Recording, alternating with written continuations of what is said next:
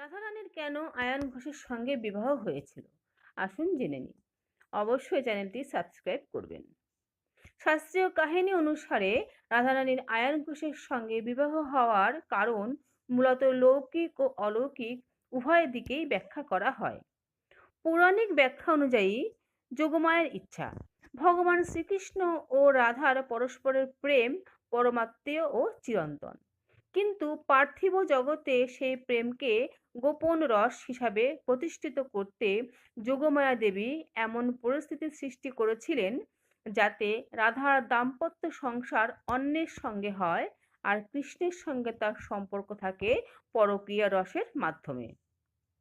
বৈষ্ণব আচার্যরা বলেন, দাম্পত্য রসে যতটা ভক্তি শক্তিশালী হয়, পরকীয়া রস আরো গভীর ও আকর্ষণীয়।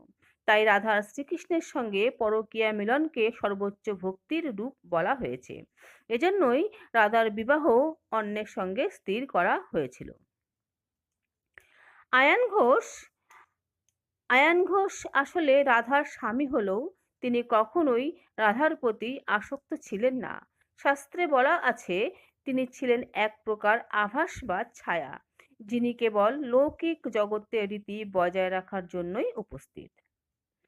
লোকজ ব্যাখ্যা অনুযায়ী বৃন্দাবনে যে সময় লীলারঙ্গ চলছিল, তখন সামাজিকভাবে কন্যার বিয়ে দেওয়া ছিল পরিবারের কর্তব্য। তাই রাধার পিতামাতা তাকে আয়ান ঘোষের সঙ্গে বিবাহ দেন।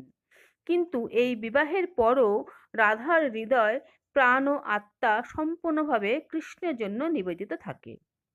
তাই বলা হয়, রাধার লৌকিক বিবাহ হয়েছিল আয়ান ঘোষের সঙ্গে, কিন্তু আধ্যাত্মিক ও চিরন্তন বিবাহ হয়েছিল কেবলমাত্র শ্রীকৃষ্ণের সঙ্গেই। নমস্কার।